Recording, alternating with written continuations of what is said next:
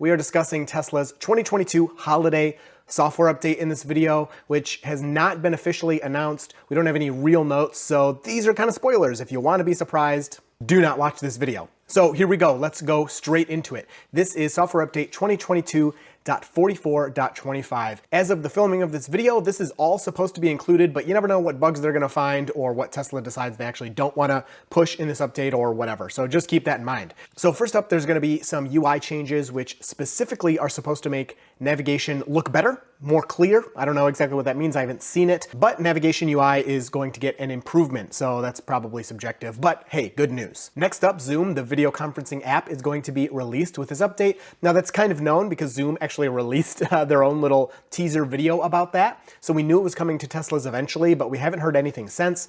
And it is supposed to be coming with this holiday update. So pretty cool. Now you will not be able to use this while driving, of course. It's just going to be like Netflix or Hulu or whatever. You have to be parked to use this, but it will use your interior camera up in the middle of the car, and you can video conference from in your car. So pretty cool. It's a nice option. You'll have your center display, which can show the people in the meeting, and then you could have your laptop and phone maybe doing something else while you have that going on. You're just kind of relaxing in your car. So nice option if it's something you want to use. Next, something I'm really excited about, MyQ support. So if you don't know what MyQ is, it is a Wi-Fi based kind of smart garage protocol. It comes in a lot of garage door openers, actually mine up there.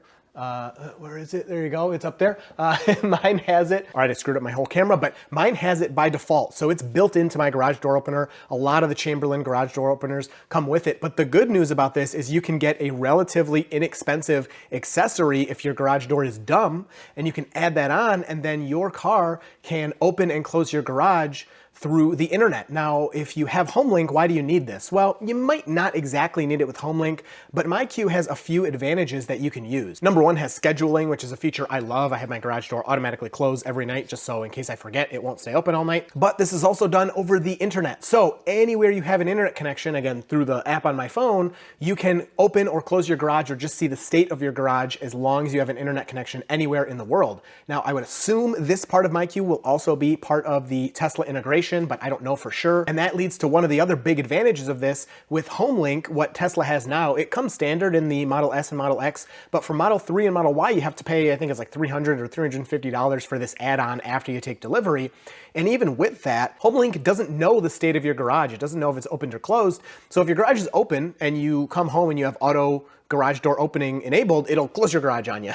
Whereas with MyQ, while I'm not sure it'll have that auto open and close, it may or may not, it will know if your garage is open or not. So if it has that auto function, it'll see, oh, the garage is open, I'm not gonna do it. So that's really cool. Also, hopefully, like how you can use HomeLink through your app to open your garage door if, again, your car is at home. Hopefully, MyQ will also be entered into the app and you could use it to check your garage door from anywhere, or you can probably just download the MyQ app. It's kind of clunky, but I use it, it works good enough for me. So next up is a couple improvements to the music player. So now the music player is actually gonna be able to be moved around and customized in some way. I don't know exactly how, but we're also gonna get Apple Music. I know that's something people were really excited for, not something I'm going to use, but Apple Music is highly requested. So next up, two new features that are kind of related, but not really. Pretty exciting. Before we get to that, if you're enjoying this video, please hit like and get subscribed. But these two new features are remotely controllable from your Tesla app. So first up is farting. You'll be able to use emissions testing mode from your app and make your car fart from outside the car. So that's pretty funny. Not that big of a deal. But the other one, which is really fun, is light show will be accessible from the app. So this is where the car will play music and dance. The Model X will open the doors. The other vehicles will open their charge port in the trunk and do all that fun stuff and flash the lights. But what's even better than that, not just being able to start it from your phone, it's going to be programmable. So I have seen this. Here's what it's going to look like. You can set the light show to start in a few minutes or something, which I think is really cool. I think with this, you'll be able to sync up maybe, 3 or 4 different cars. You can just have them all start at the same time. And then hopefully they'll start at exactly the same time. You'll have a nice, cool synced light show. And there's also going to be a new New Year's song. I don't know exactly what that means, but that's going to be included with the light show now. All right, this one.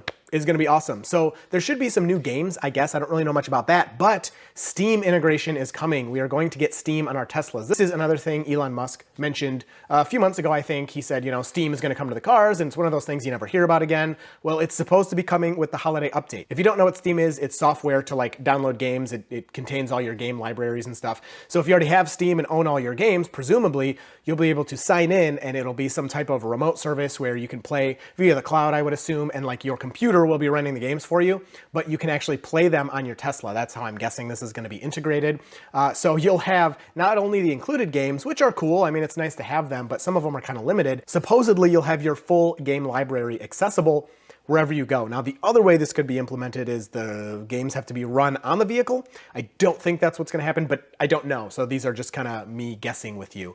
But yeah, Steam should be on the car with this update. Now, the final addition with the holiday update software, before we get into like kind of a bonus mention I'm gonna do here, is the interior camera is going to be usable with dog mode. So that is so cool. If you have your dogs in the car, you have dog mode enabled, you'll be able to use your interior camera that can see the inside of the car and check on your dog or your friends if they're in there or whatever. Now, I have heard some people have concerns with this, with privacy and stuff. This should not be accessible while the car is driving. Even when it's just normally parked, this should not really work from my understanding. It's only if dog mode is enabled. So it's pretty obvious that dog mode is on, and I would hope, I don't know, but I would hope Tesla has some type of message maybe on the screen that says interior camera in use or something like that. So if anyone's in the car, they can't be like snooped on and they don't know it. But overall, it's nice that it's limited to dog mode. So that's what I've heard from the holiday update so far. Pretty awesome. I am very excited for it. I think there may be more than that, so I don't think I've spoiled everything, but those are the ones I know for now. Now, the one bonus thing I want to mention. Now, this last one was posted on Twitter, so it's not exactly that much of a secret anymore,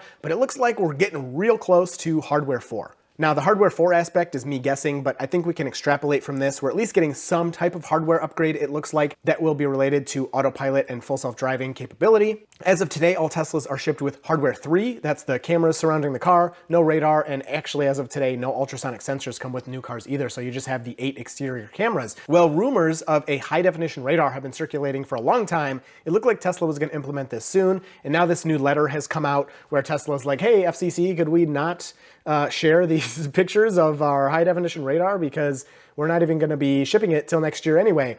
And that combined with the Highland Model 3 refresh, if you've seen news about that, there's a slight refresh going on with the Model 3 right now where next year's model, early next year, should be slightly different than what we're getting now, but the details are still sparse on that. Combine that information with the fact that Fremont is filing to change some stuff at the factory with the Model 3 line, and combine that information with Tesla incentivizing people to take delivery in December with the $37.50 credit they're giving you if you take delivery by the end of the year. I think it's safe to say we're going to see something pretty cool with the Model 3 coming up here early next year. Will that include also new higher definition, higher resolution cameras?